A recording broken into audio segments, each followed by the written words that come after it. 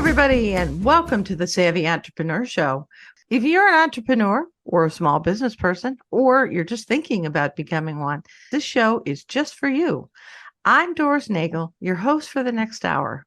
I'm a crazy entrepreneur myself, but I also love helping other entrepreneurs. I have seen so many mistakes over the past 30 years of doing this, and I've made a lot of them myself. This show really has two goals. First, to share helpful information and resources. Hopefully, I can help a few of you out there at least not make some of the same mistakes that I've seen or that I've made. The second goal is to inspire. I found that being an entrepreneur sometimes is lonely. It's confusing. Sometimes it's really discouraging. It always helped get me back on track to listen to other experts who help entrepreneurs and just other entrepreneurs sharing their journey. So, to help with both those goals, I have guests on the show every week who are willing to share their stories and their advice. This week, I have not one, but two guests. With me today are Barb Provost and Maggie Nielsen, a mother-daughter duo. They are the partners of a business called Purse Strings, which helps women with financial resources. And you'll hear more about that in just a minute. So, Barb and Maggie, thanks so much for being on the show today. Welcome to the Savvy Entrepreneur. Thank you, Doris. Happy to be here. Yeah, thank you for having us. Thank you both for being here. Barb, why don't you start out by talking a little bit about what Purse Strings is? What does it do and who does it serve? Sure. So Purse Strings is a platform that we built so that women now have a one-stop shop, if you will, for free financial information, tools, and resources that can help them make really smart decisions based on their own financial needs, their family's needs, or their businesses. So we lead with education, knowledge, and skill. And then when they need to make a financial transaction or investment or talk to a financial professional, they can leverage our directory of financial resources, financial professionals who've been vetted by us as those financial professionals who are uniquely equipped to really serve a female market. Those professionals can be financial advisors or planners, financial coaches, but also attorneys and lenders and realtors. So at any time when a woman has to make any type of financial transaction, wherever she is on her financial journey, we have resources available to her. Talk a little bit more about why you created this business. What was the gap that you saw? Well, it stemmed from many, many years of my experience working in financial institutions as a consultant, being very close to developing content for financial professionals on product and process, procedure, marketing, opening their agencies, hiring, firing. I was very close to all those processes and procedures and products, and I saw where they were really not serving a female market. They were very linear, they were very sales focused, and not really at all around relationship building or uncovering needs. And I kept saying, gosh, you're not really serving women's market this way. You're really overlooking a powerful market. But these were big companies and they were very successful. So my voice wasn't really heard at the time. And I kept seeing where they were overlooking women. So that, with the fact that I went through my own divorce and I met other women navigating divorce who had questions about their own finances. Could they afford it? How were they going to afford their mortgage? Lots of fundamental financial questions. And then just in my everyday life, seeing women of retirement age still working jobs like bagging groceries or handing out samples at Costco. And I kept thinking, why are these women of retirement age doing these jobs? Do they want the social aspect or do they need to do this work? So I did a deep dive, commissioned a researcher to really dig in and uncover what was happening with both financial institutions. That's interesting because I've wondered the same thing myself. Yeah. Okay, so what did you find? Well, I wanted to know, were financial institutions serving women or not? Was it just my observation? And why did women have to do these types of works? And it came back that the insurance and financial industry win the award as being the least sympathetic to women, and women were not prepared for their financial future. Yeah, it seems to me, and I'm sure we're going to talk about this and dive into it in more detail. The education piece is there's really a need there, and it's a crying need. Talk about first, though, purse strings and the platform. Maggie, what's the business model like? I mean, if I want to find a tax advisor, how would I go about doing that? And do I have to pay for that, or how does that work? Yeah, so almost all of our resources for women are free. We just want them to come and get the education and use our professionals. And so you could just go straight to our site, look on our directory for who you're looking for right on our front page. And all of that would be free to you. You would pay the professional for their services, of course, but their fees are also listed on their profile page. And so the way we make an income is it is a membership opportunity for professionals, but they all have been vetted.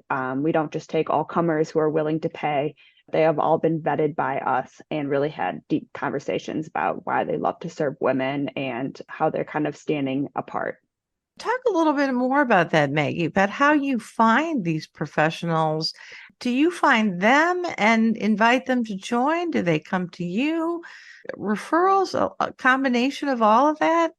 Yeah, it's a little bit of everything. We always just try to look out on LinkedIn and different, networking groups and find people who are already doing this wonderful work that we want to see. And we really just help amplify their message. So, we have some great professionals and a lot come through different referrals as, we usually hang with like-minded people, but then we also go to some different conferences, especially that are like more women based and find more professionals who really focus in this area.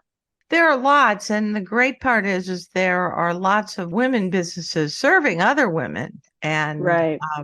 I certainly am finding that as I network for guests on the show, and it's a wonderful thing to see. Definitely. Yeah. It's a lot of women empowering more women, which is always very fun to be a part of. It is. I don't know why there's a special energy, but it seems to me there often is.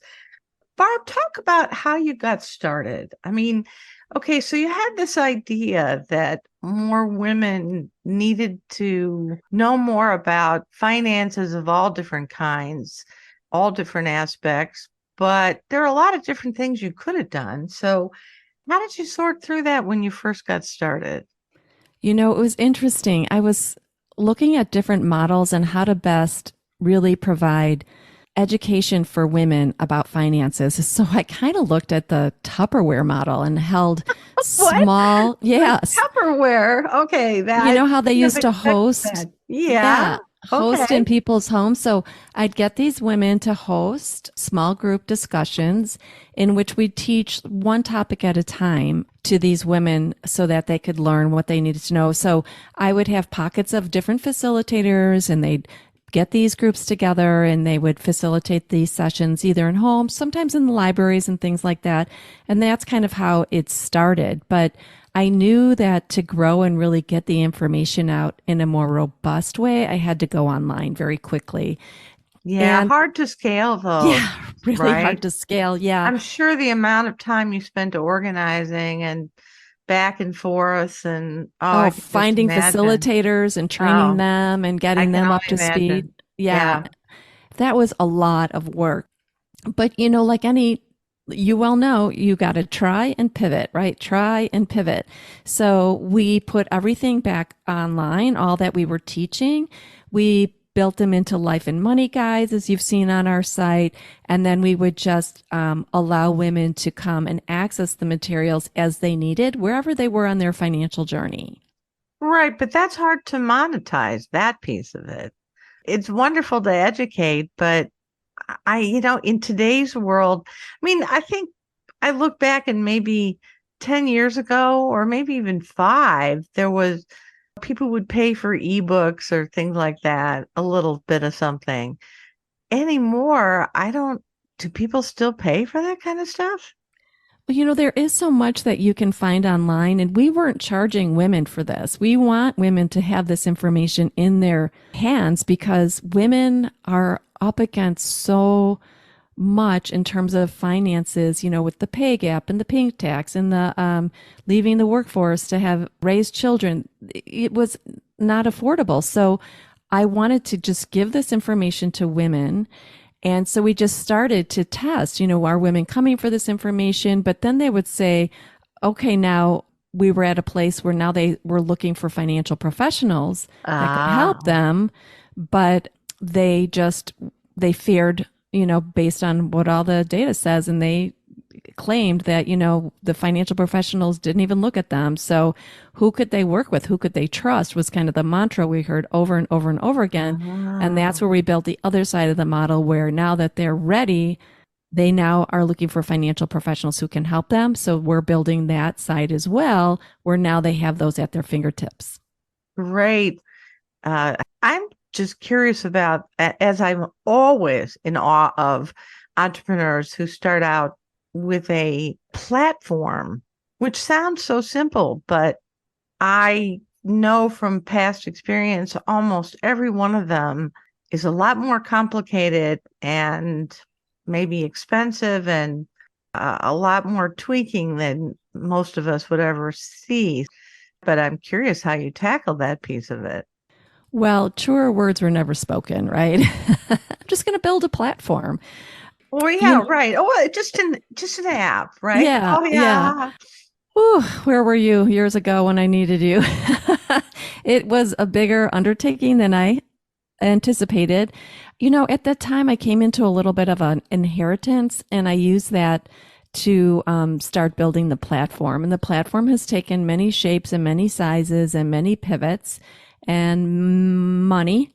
Yeah. And as a female entrepreneur, as you all know, it's hard to start up a business with the money being a huge, It's roadblock. a But barrier. It's a yeah, barrier. I Yep. was It's still a working. hurdle. I had my consulting firm, and I was still working on my consulting firm and building purse strings on the side.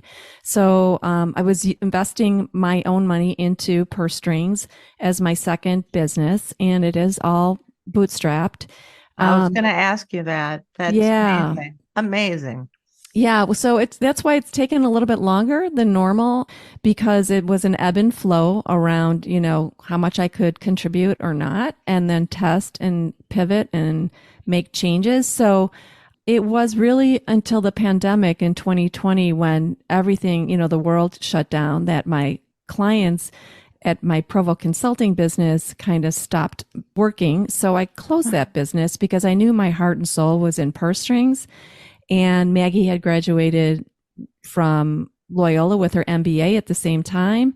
And Congrats, Maggie. yeah, Thank you. and I thought, hey, I've got this professional at my fingertips who's looking for a job. So together we partnered up, rolled up our sleeves, and went full time into purse strings. That's amazing. Maggie, if you're the right person to talk a little bit more about the resources that are listed on the site, how do you vet these people? What's the process look like? Yeah, we really have conversations with all of our professionals, and see, who are they already serving, why they love to serve women, what are they doing to kind of stand apart. And a lot of these people will come with their own stories of, they went through a terrible divorce and really didn't have the support that they needed. So now they want to really help women who are going through the Oh, same wow. thing. Or, they had a bad financial professional and they're like, well, women, they're like, well, I could do this better than they could. So I just go to school and, Oh my got God. their own CFP You, and make their own business. But you got to lift some of those quotes or stories with their permission. Maybe you have a super sponsor who gets to do a little blurb or two on the site. I mean, those got to be just powerful. they Just are really absolute powerful. attention grabbers. And, we're not limited just to female professionals. We have male professionals as well. And a lot of them also come, saying, their dad passed away. And once they saw the situation that their mom was in, they knew that they really had to help more women and saw how this was underserved and overlooked. And so, after that point, you really just, you feel that connection already and how great they will be to really support and they know what we're up against. Yeah. On the flip side, how do women find you? Yeah, we are all over social media. That's a lot of places where women find us, TikTok, Instagram, Facebook. But then we have our own podcast as well, Women in Money, the shit we don't talk about. And so I love it's the name. Cool. We just thought, let's be straightforward, Yep. And then, of course, we do some like SEO and advertising and things like that. But we're always trying to get the word out about purse strings, and, anyone listening, share with a friend as well, because finances are a huge thing in our lives. They really, they affect everybody, and we have to be part of the conversation and, really be smart with our money. It strikes me that, like a lot of things, actually, the need is what I call nascent. So there are women who realize they need help, but oftentimes it's after their husband passes away, or they're in the throes of a divorce, or they've been sued, or crisis has hit. And what I find intriguing about your whole business model and the whole gap you're trying to fill is, in my experience at least, how many women, and I probably include myself in this at times, who probably needed to know more about their finances well before they ever thought they needed to. Oh, yeah. So that's what I mean by nascent, meaning it's kind of like they need it, but they don't realize they need it when they need it. Definitely. How do you build into that? Well, we do that every day. Our shout out is always, the best time to get started looking at your money was yesterday. And if you haven't done that, let's start today. No judgment here. We're not going to make anyone feel bad about where they are financially, because women are given enough poor money messaging. They don't need any more of it. And a lot of it is because, think about it, Doris, nobody teaches us financial literacy. They still don't teach it today. No. And women are always told, you spend too much, quit spending the money, and you're not good with math, and give it to the man, and all these poor, don't make more money than your husband does. You should give to your church, to your community. And, it's never about invest. It's never about, ask for more money, you're worth more. It's poor money messaging. And so we need to really change that framework to be a more positive, empowering framework, because women are going to age alone.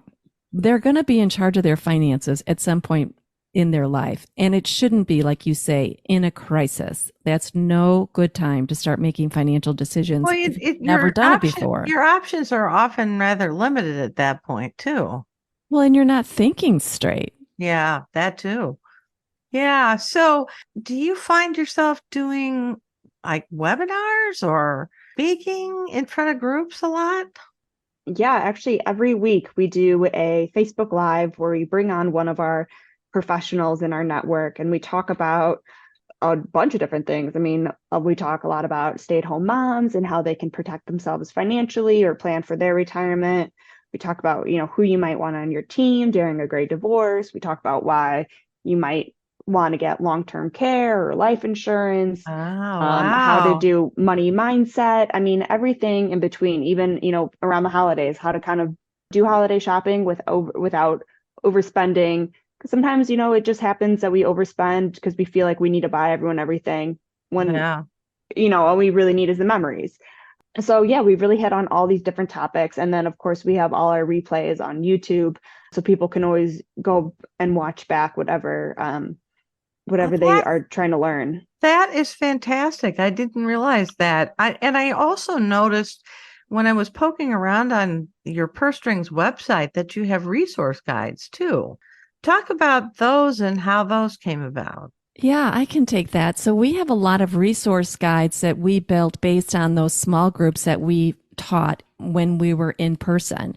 Those resource guides are really fundamental guides that people can just walk through themselves, and they're on one topic. So either auto insurance, like what do you need it? How do you buy it? What does the terminology mean? Very fundamental things. Everyone needs auto insurance. Probably not everybody understands how it always works or what the terms are. If just taking a look at that guide can refresh your thoughts, give you some information, so when you go buy it, you know what you're purchasing. And we have things like that on buying a house, student loans, budgeting, things like that, fundamental, everyday life skills that we need. When we need it, they're at your fingertips. Yeah, I thought that was a cool idea. And so you wrote those yourself. Those weren't written by your service providers, your partners? Right. Wow. In my life, I've been an instructional designer, so wrote a Wow. lot of content and education in partnership with experts who review all the content and ensure it's accurate. Wow. What a great combination. Financial services background with instructional design. That's got to be a pretty unique combination. You really are the perfect person to help found Purse Strings. Talk about some of the early challenges when you first got started. And by the way, tell folks when you did get started. So, when we started in 2015, it was just really starting to get women on board and come to these small group learning sessions. And then, as we pivoted to having it online and we started to grow our network, then we needed to go find professionals that would help serve the female market. But I would say early on, the biggest problem was listening from financial professionals as I would talk about the need to serve a female market. There was no listening for it. So many people said, look, I don't, I'm sure that that's apparent and I'm sure women need our services, but, we're doing fine here. And I would read the data and all the reports that talked about the need to serve a female market, and people just didn't feel like it was that necessary to attend to. And I was like heeding this call, waving this flag. Don't you see that there's all these women out here that need your services? It's an underserved market. You're turning them away. 70% of women will leave their financial advisor when they lose their spouse. And I asked somebody, why doesn't anybody care about this in the financial industry? And they said, well, we don't really feel the pinch. Yeah, so that goes back to my earlier question about the nascent need. I mean, it's hard for women, a lot of women, to understand that there are things that they can do to take control when nobody in their trusted advisor circle is telling them that there are options that they have and things that they could consider doing, Yeah. and the Well, and importance of doing that. I liken it to like when Netflix said to Blockbuster, we're streaming and that's the way to go. And Blockbuster was like, you know what? I think we're fine. Right. And which of the two today would you like to own stock in? Exactly. I'm not even sure is Blockbuster or It's out of Redbox. I don't business. even know, do they even exist? Yeah, right? I don't think so. Yeah, they're kind of dinosaurs, I'm afraid. And that happened awfully quickly. Mm-hmm. So are your challenges today, Barb, the same kind of challenges, or now are you finding different ones? Well, it's interesting because, with the Me Too movement and a lot of women, now we have a female vice president, women are kind of getting more time and people are starting to reach out and starting to say, yes, we're focusing on a female market. We're wondering how we do this. So, because of what's changing in our environment, purse strings is getting a lot more interest and curiosity seekers around how does this work, how what's going on with this. And so I'm starting to see, we're not at the tipping point yet, but I'm seeing a lot more people lean in rather than put their hand up around we're not interested. Interesting. Well, that's good to hear. Yeah. So you may at some point come to a place where you almost have too much interest, I think could be a possibility. Do you see that as a potential issue of That would be a very good problem for us to have to solve. I'm sure it is. Well, I hope it does happen to you. What do you see purse strings looking like in, say, 3 to 5 years? In either, I'd like to hear from both of you what the vision is and what are some of the things you need to do to get there.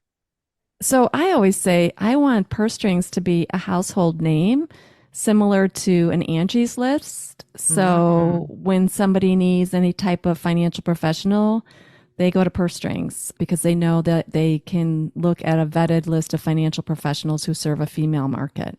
Yeah.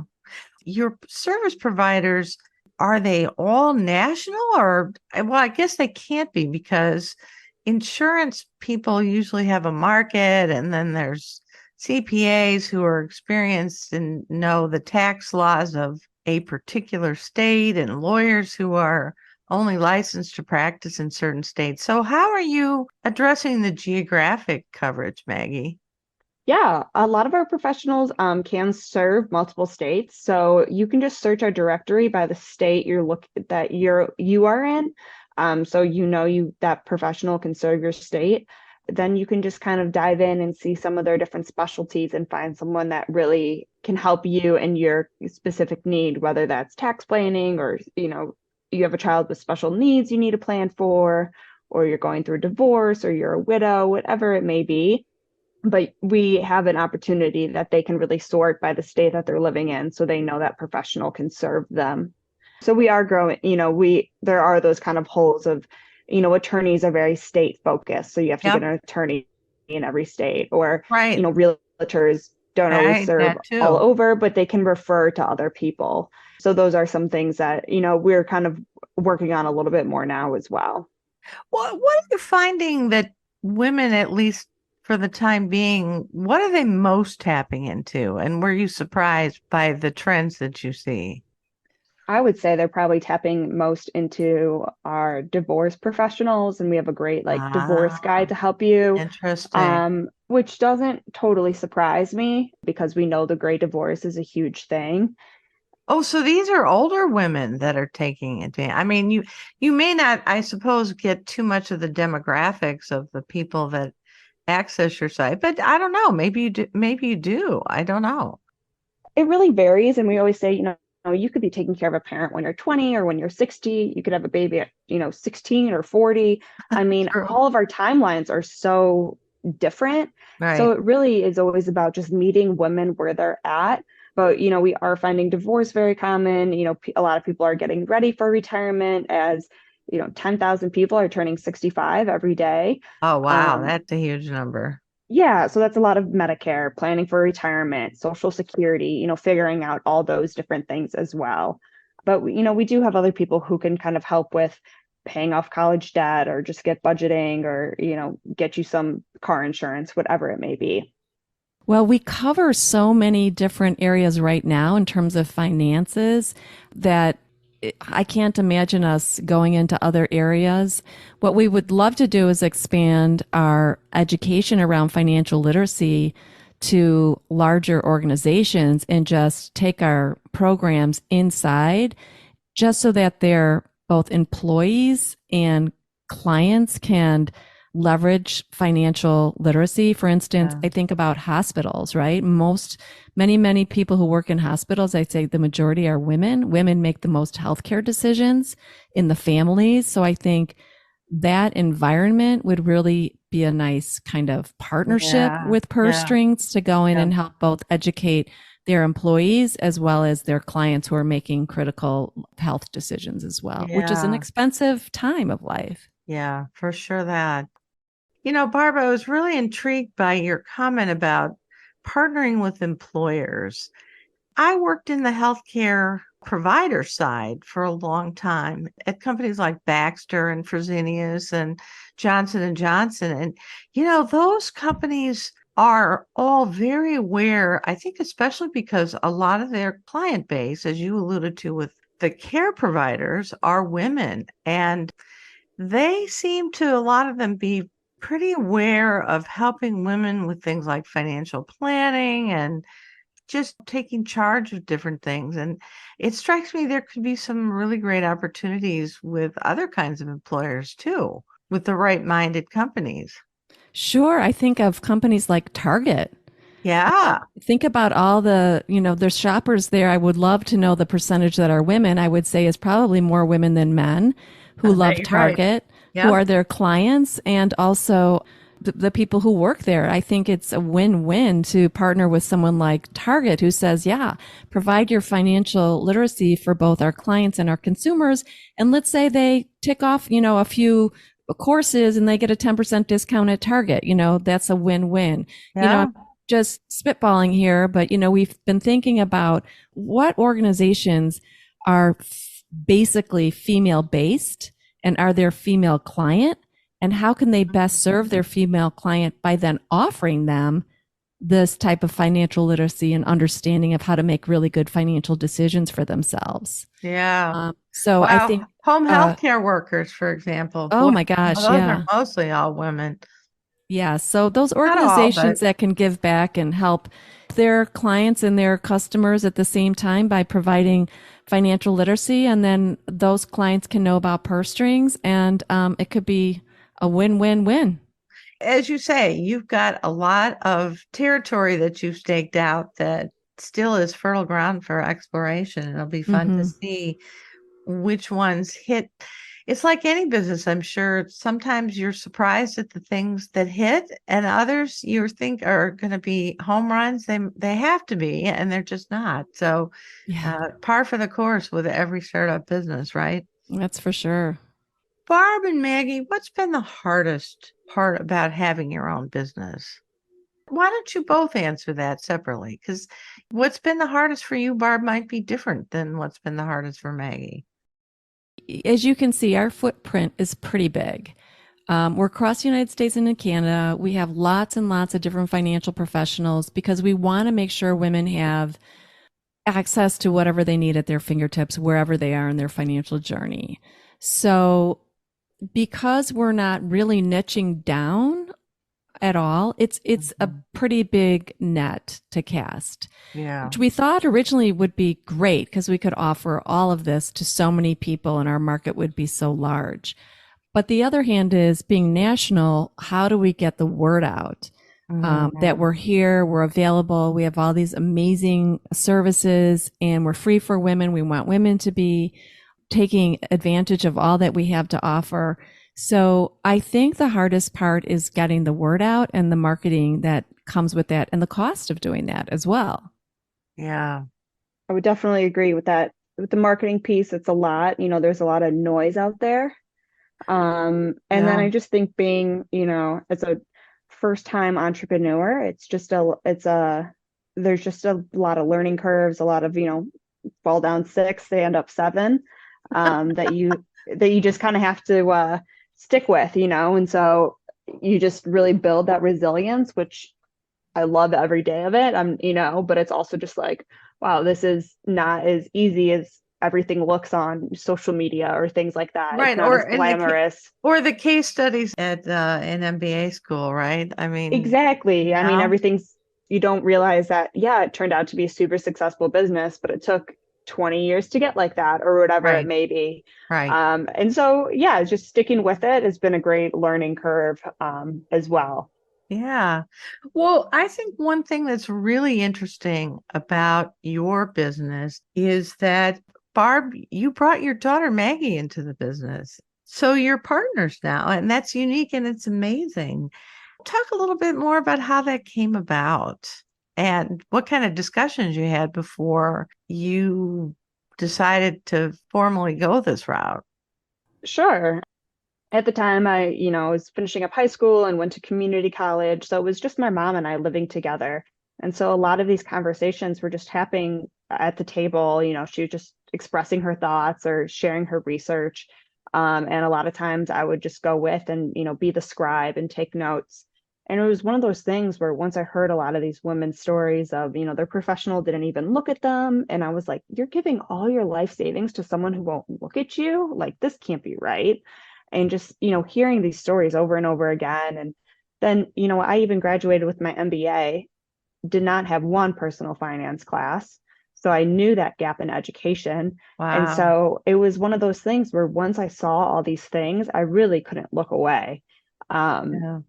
so definitely had that passion as well. And so it just seemed like the right time and it all kind of worked out to jump in. And it was definitely something that I, wanted to be a part of. So it's been really great. And what advice would you offer to other people? I mean, I think it's a pretty natural thing for a lot of people to think about going into business with a family member or with a child or with a parent. What are some things you think people should talk about and think about before they make that decision? Well, you know, we just thought, well, we'll try this. It was the pandemic. And so I think during the pandemic, many people just went for the gusto that they didn't have time to do when they were doing their daily work. So, True. we just tried things and we knew I had so much passion about this issue.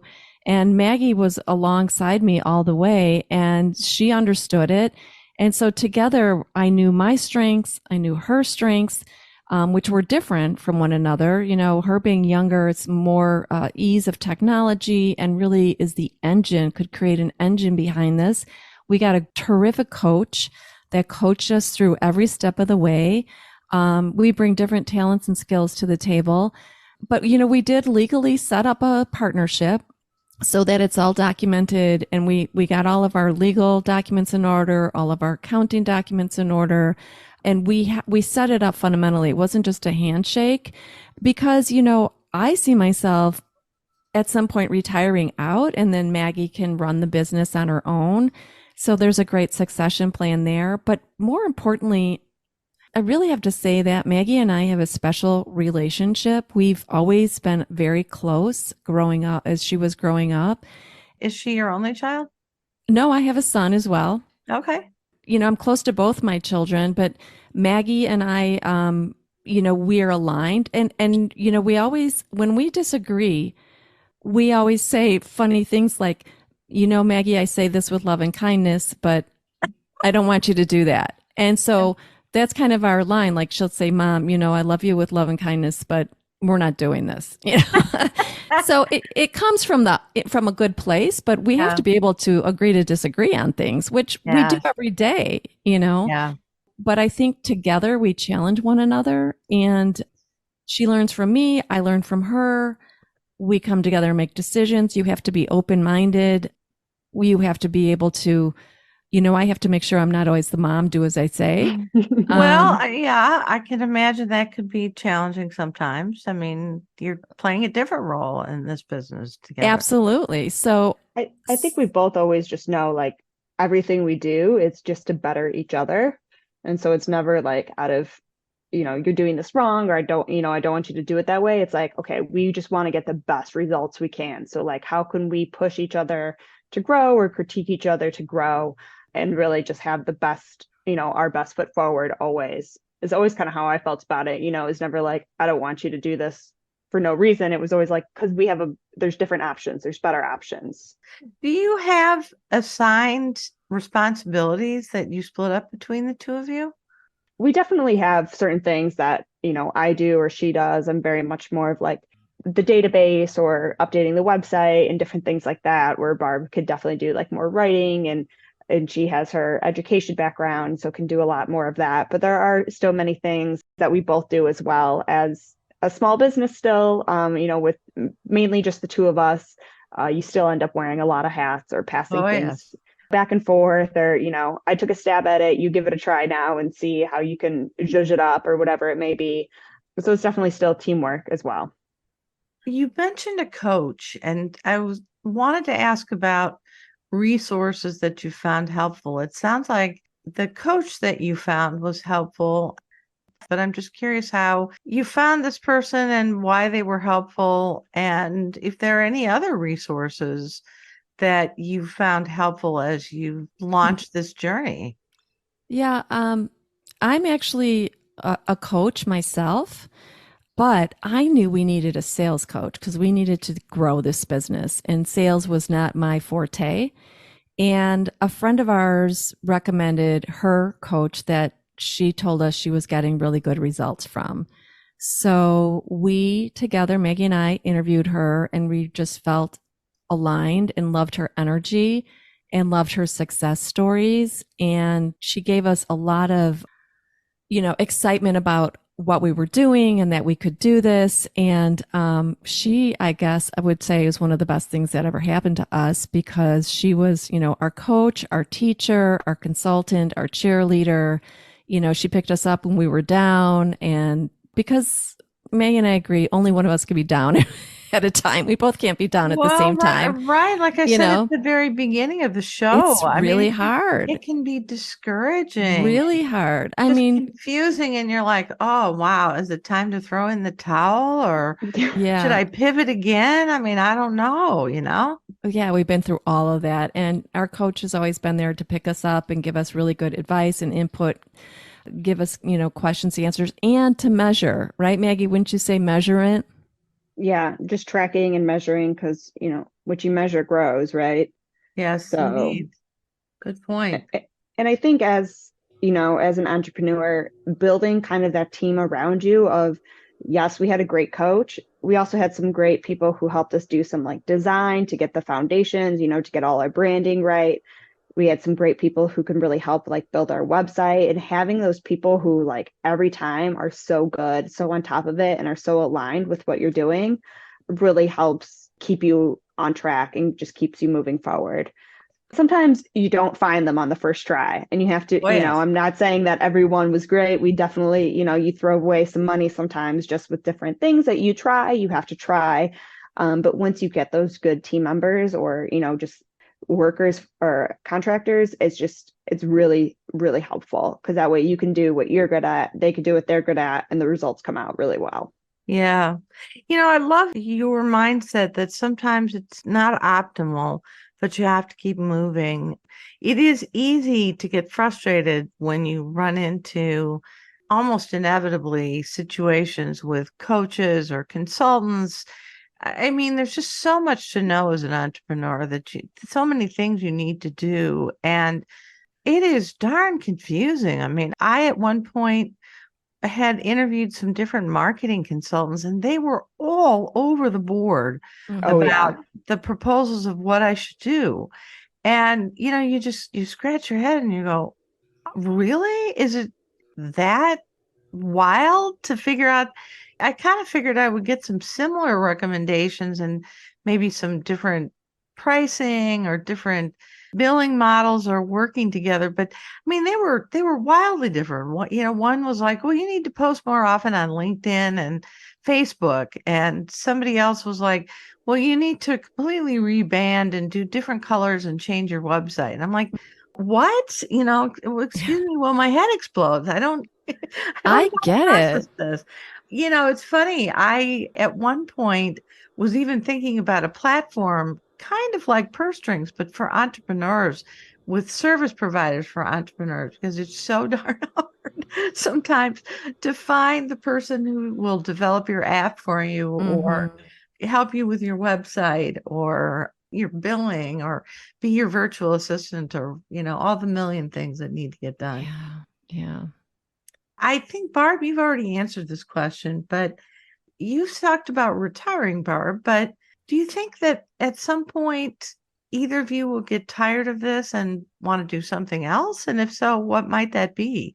What other chapters are there to be written in the Barb and Maggie stories? Well, for my story, this is such a passion project for me. I watch baseball and I think someday purse strings is going to be up on that billboard. I drive down the street and I think someday I'm going to see a building over there that has the purse strings logo on Yes. it. Someday I'm going to Yes. walk down the street and I'm going to see women with a purse string sweatshirt on or something. Like you Yeah. see Lululemon, it's going to be purse Yeah. strings. So Yep.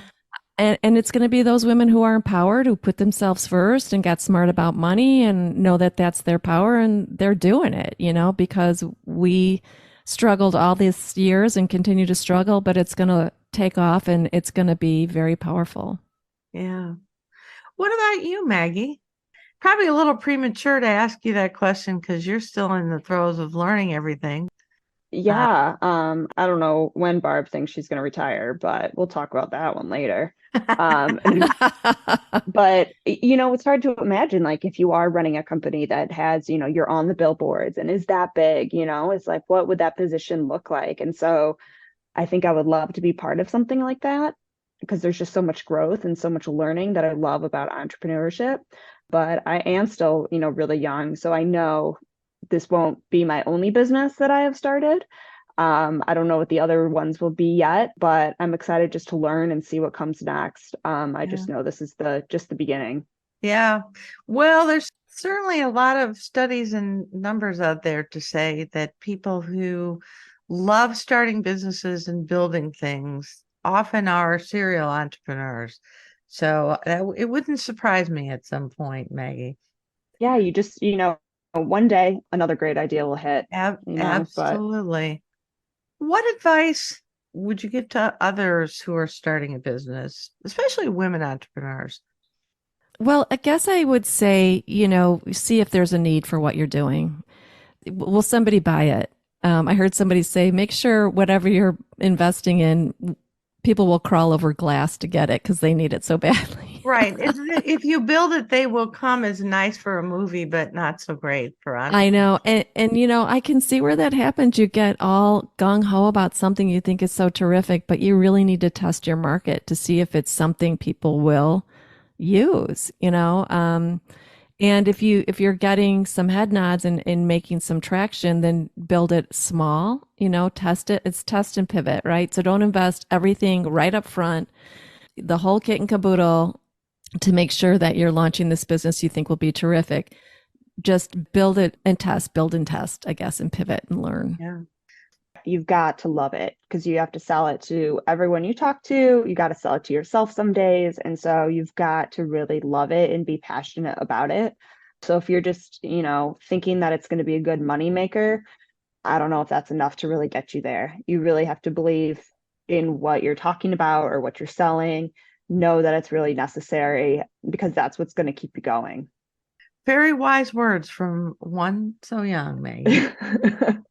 Thank you. Thank you. Well, we're almost out of time, and I want to make sure you have a chance to tell listeners how to learn more about purse strings and how to connect with you. Maybe they're a service provider who's interested in being a partner on your platform, or maybe they want to chat or they want to read more. Tell people what the best way is for them to learn more and to get in touch with you. Yeah, you could check out our website, pursestrings.co. And we have all our resources there. You could reach out to us from there. And then all of our social media is Purse Strings CO. So we'd love, to follow and just remember that there's no better day to start than today. So let's jump into the financial conversation because all money can be smart money. Yeah, and I just want to echo, you said social media. You mentioned you have a live Facebook group. So there's got to be a pretty active Facebook page. And you mentioned that past episodes are on YouTube. So people should check that out. Are there other platforms where you're particularly active? Yeah, we're on TikTok, we are on Instagram, and the name of our Facebook group is Purse Strings for Financially Fearless Women. I love So it. they can definitely join and come and tune into these lives. And if they have any questions they want to ask live, they can do that. They can submit them. So if they can't come live, we can still ask the questions. So we really can get you that education that you're looking for. Right. And I assume on your website, there's a contact us page or something Of if they're course. maybe a service provider or something who might want to get more information about joining your platform. Yep. All of that's on there right on our site, pursestrings.co. Fantastic. Barb and Maggie, thanks so much for being with me this week. It was a delight having you, and what a great cause. We love talking about purse strings. Thanks for the shout out to purse strings. Yeah, thank you, Yeah, Doris. This has been great. thanks to both of you. And thanks to all my listeners. You are the reason I do this, after all. And a little plug of my own. You can find helpful information and resources for entrepreneurs on my website, thesavvyentrepreneur.org.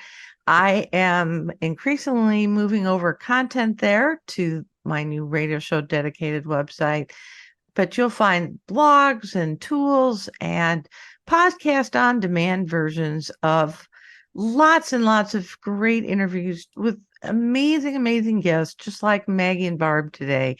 Check them out. And you can also check out my YouTube channel. Yes, people do listen to podcasts. Who knew? On YouTube. And so it's called the Savvy Entrepreneur Radio Show. You can download past shows. Please do listen to them, like them, comment on them, help out and support all your fellow entrepreneurs out there. They're just amazingly generous people sharing their stories and hard-earned advice. So check it out and subscribe to the channel so you'll be notified of new episodes as they're posted.